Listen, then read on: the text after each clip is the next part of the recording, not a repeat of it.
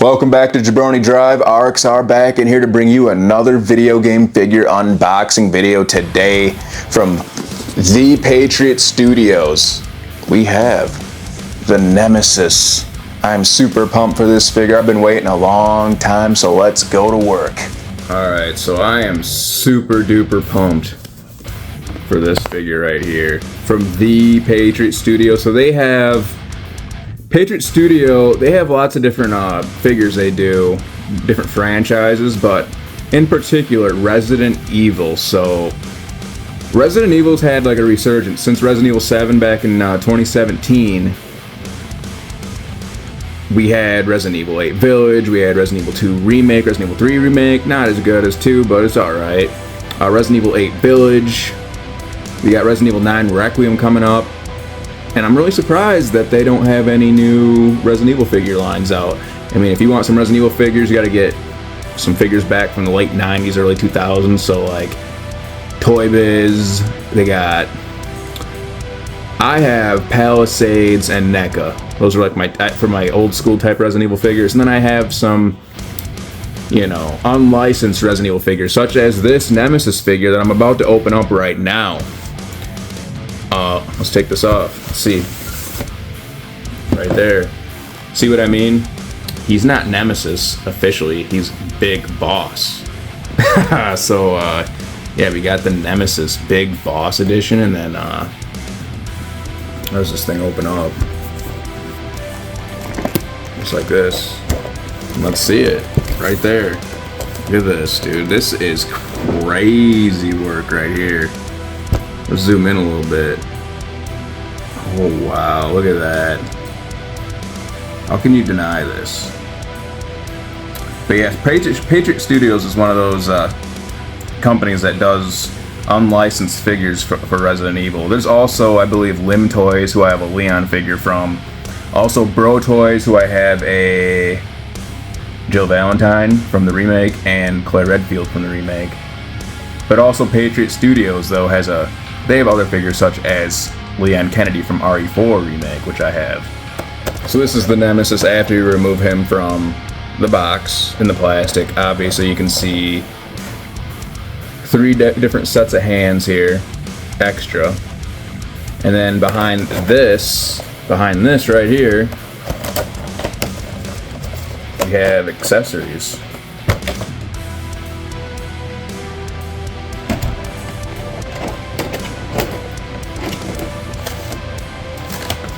So look what we got here. We got the rocket launcher. Let's zoom in. Let's get a good zoom in on the accessories. So right here we got the rocket launcher. Nice, with the extra rocket. We got tentacles.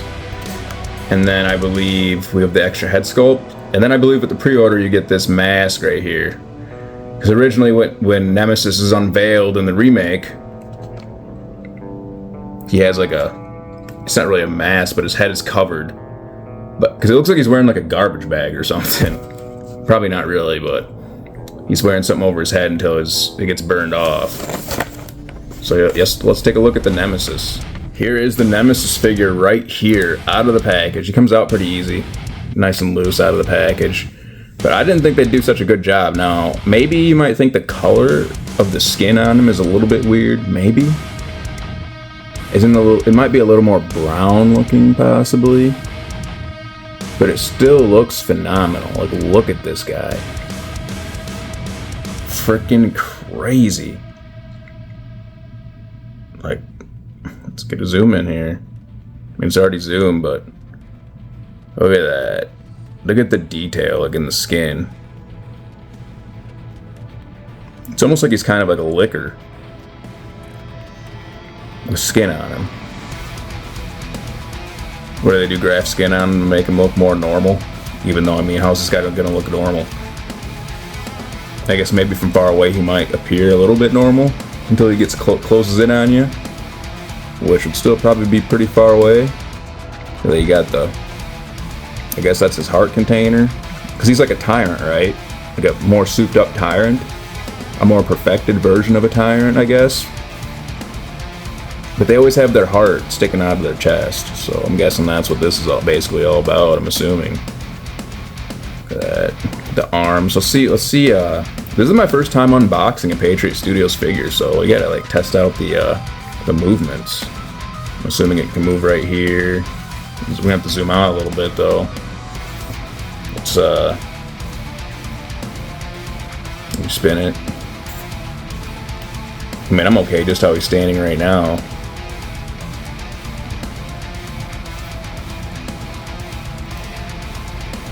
Move his hands. Should twist at the elbows. Man, this is pretty cool. Let's see, underneath there, he has pants on. I'm surprised they, figured, I didn't know that was like a thing, that you could lift this up. Yeah, he gets pants. Would he look cooler without this, I don't know.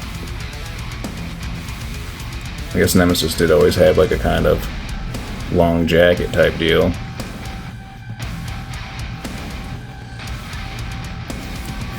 Then at the legs, what can he do? He can move pretty well. Even though Nemesis don't really do nothing but kind of stand up straight, usually. Look at that, you can even bend him really well at the knee. Is that what you call it, double joint? I'm impressed.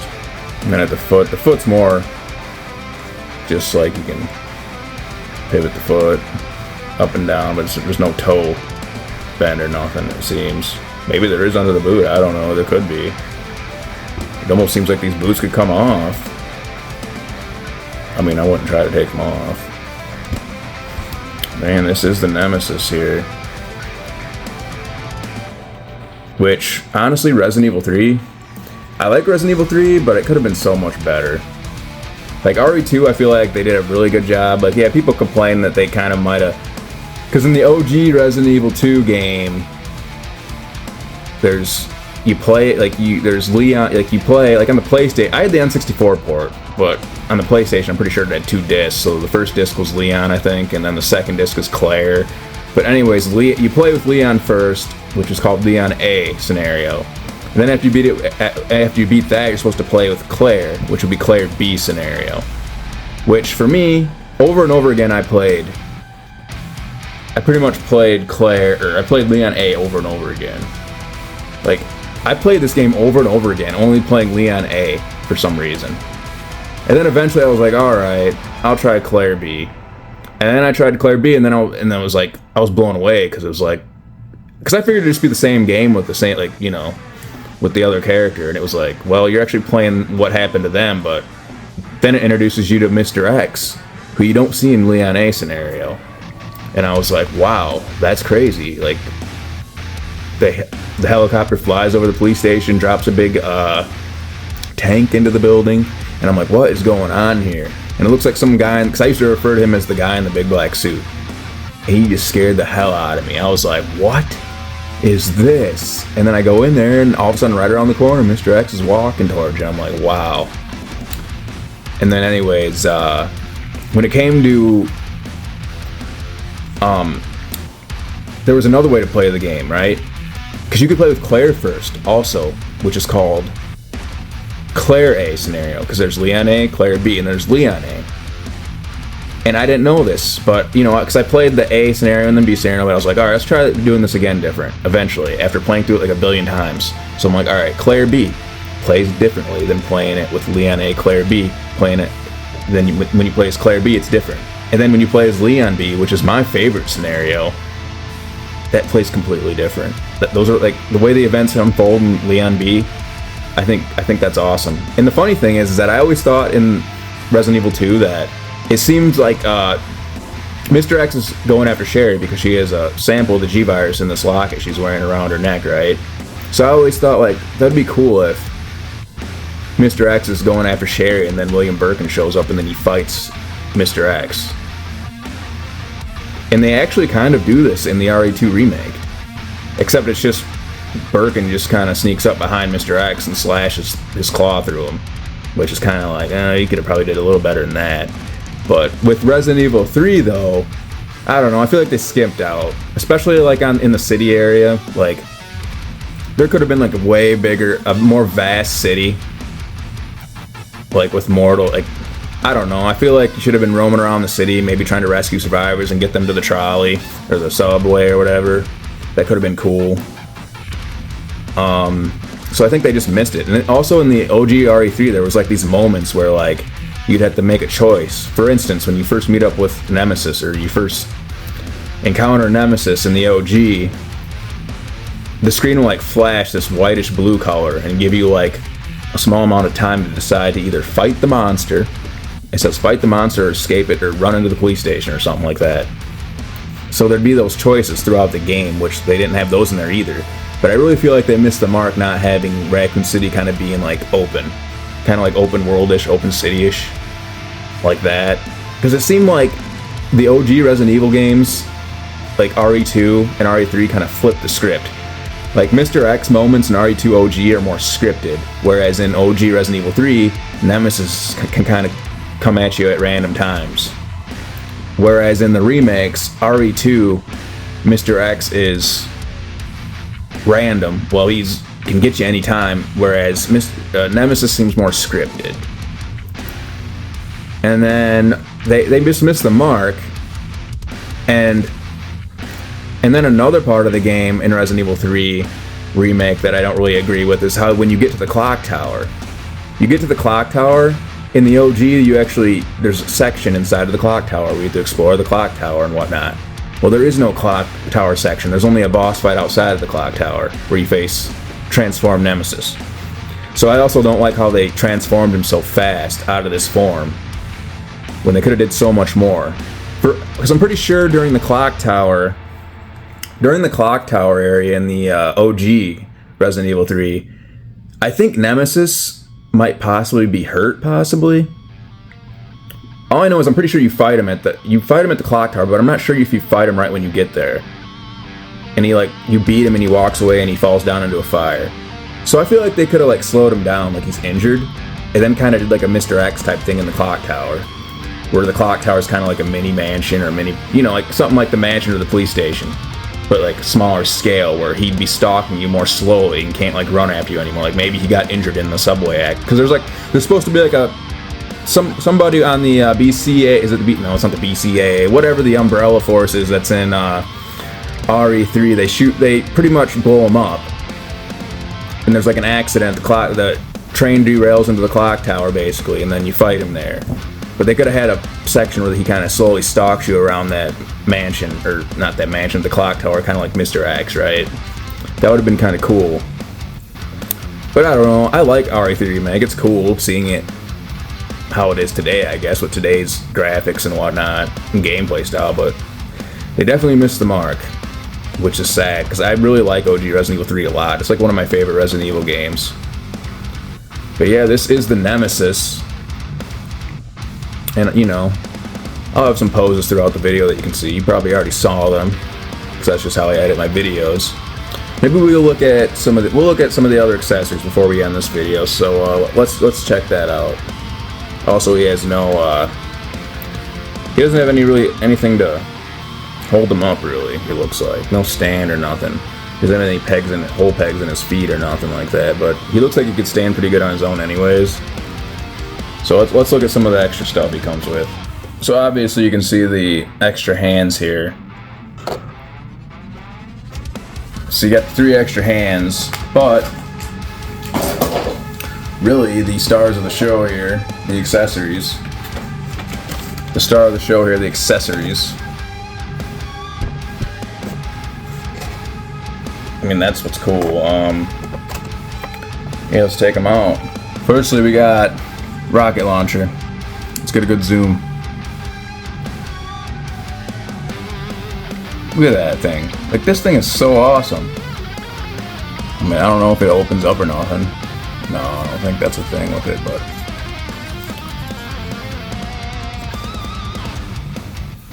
look at that thing. Dang, oh, I thought you could see all the way through it for a second. Man, this thing is sweet. It's not heavy or nothing, it's just plastic. Light plastic. But it also, we have a rocket. Now this thing is interesting because it actually is pretty detailed here. Like, these things actually can come out. And you can do all that, but look at this. Does this go in here actually? You could put it in there. I mean, I don't know if you should put it in there. I don't know if you'd ever get it out. It'd probably just fall out, I guess. So that's, you could have that shooting out halfway if you want. And then we got a couple tentacles, which it looks like these have screws in, or like it looks like they just screw into the one of the extra hands. Like, look at that. Does it? Or you just I don't know why these are. Well, I guess they're both split like that. Are they split?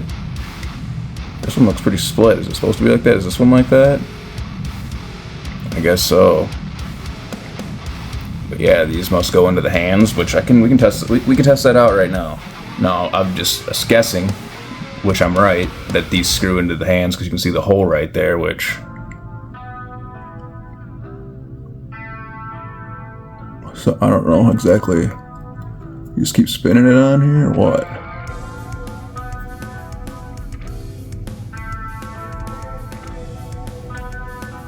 Hey, you just spin it on. Well, I feel like we're not making any headway here. I guess it's stuck in there, but.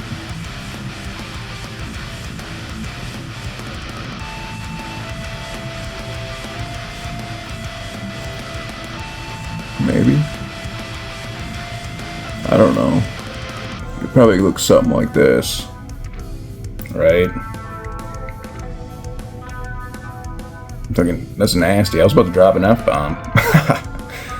But yeah, so that's what it's all about. And then you can, or you can have the small one in there. So that's pretty cool. I like how they just put this in like a regular little tiny Ziploc bag. It's like weird.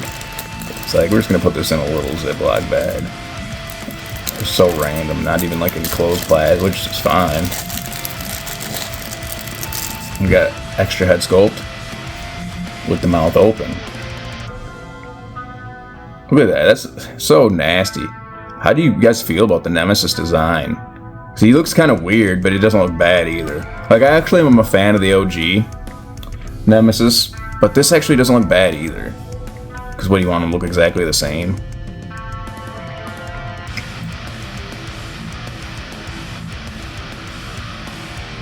Man, that is nasty. Dude, if I seen this guy, I'd be scared. It's over. If you ran into this guy, you'd be done. Plus, he's so fast, too. And, you know, Resident Evil 3 Remake's actually pretty hard. Because I play Resident Evil how you're supposed to play Resident Evil, which is on hardcore. Because, like, RE2, right? That's, like, how Resident Evil's supposed to play. Like, the OGs, at least. And it's like, you know, because you're supposed to, like, you can only save at typewriters. There's no auto-save. That's survival horror. Like, you lose all your progress. That's how it's supposed to be. But your progress since your last save. It's like supposed to feel like, man, like when you're close to in danger, like, oh man, I'm gonna lose it all. So it's kind of like you really died. His nose is crooked, but man, RE3, like, I can beat RE2 Remake on hardcore just fine. But RE3 Remake on hardcore is actually pretty hard, and there's even more. There's like tougher modes, like Inferno. There might even be there might be 2 modes above hardcore, but I'm not sure. But man, that game is tough. Because there's all sorts of enemies that aren't in RE2 Remake, like these enemies that like shoot things at you and whatnot, like they're on top of zombies' heads and they can shoot things. It really can be annoying. But you do have the dodge mechanic, which I never even mastered in the OG RE3. I just kind of played it how the other Resident Evil games played. But anyways, last but not least, besides this head sculpt, we've got this. Now, I think this I don't think it goes over his head, actually. I think you just, well, maybe it does. I feel like you just take the head off and put this on. But this is how you meet Nemesis in the remake, is he has this over his head until it burns off. Which is kind of creepy.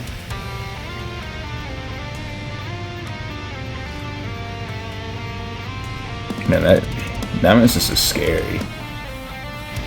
But yeah, this is Patriot Studio's Nemesis, and if you like this and you like this content I'm bringing at you, I'm hitting you with, hit the like button, hit the subscribe button, and we will have some more figure unboxing videos, whether that be video game figures or WWE Ultimate Edition figures.